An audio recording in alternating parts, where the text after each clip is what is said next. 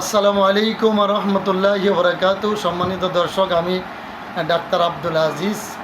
তো কথা বলবো তিনটি রোগ সম্পর্কে। এক নম্বরে কথা বলবো নাকে পলিপাস। যাদের সাইনোসাইটিস আছে, নাকে পলিপাস আছে, তাদের জন্য বলবো যে আপনারা যে অপারেশন করেন, সাবধান, অপারেশন করবেন না।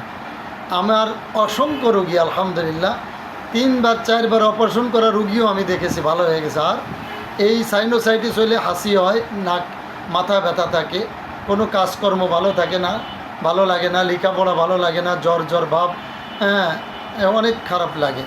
তো এই জন্য সাইনোসাইটিসের জন্য আপনারা ভুগছেন কিন্তু জানেন না। সাইনোসাইটিস কীভাবে বুঝবেন? নাকের ভিতর লাইট মেরে দেখবেন পেঁয়াজের মতো, রসুনের মতো এটা গোল দুই কোণায় লেগে আছে। এটা হলো অ্যালার্জি জাতীয় সাইনোসাইটিস, কয়েক প্রকারে আছে। তারপরে অ্যালার্জি জাতীয় বেশি হয়। তো 2 নম্বরে কথা বলবো ডায়াবেটিস। যারা ডায়াবেটিসের ভুগছেন, অনেকে মনে করেন ডায়াবেটিস ভালো হয় না। আমি ইনশাল্লাহ কথা দিচ্ছি ডায়াবেটিস ভালো হয়, তবে জার্মানি মেডিসিন খেতে হবে। ভালো মেডিসিন খেতে হবে এবং বিশ্বস্ত ডাক্তার দরকার।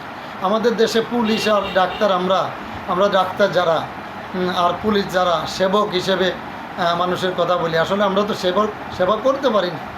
আমার কথাই বলি, আমাদের উচিত মানুষের সূক্ষ্ম বিচার করে সূক্ষ্ম ওষুধ দেওয়া, কারণ মানুষ তো বিপদে পড়ে আমাদের কাছে আসে। তো ডায়াবেটিস।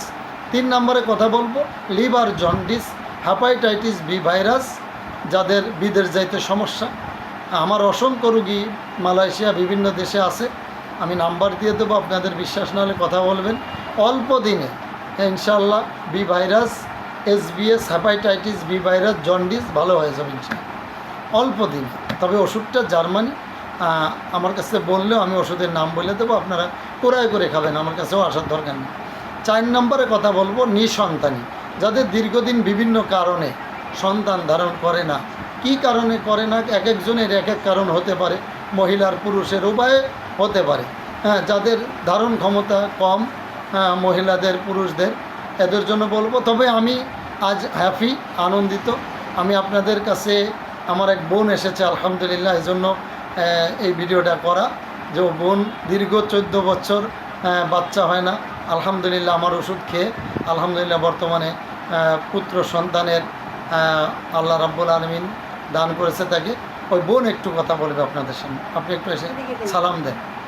দেখেন আমার বোন, ওই আপনি ওইখান থেকে। আসসালামু আলাইকুম।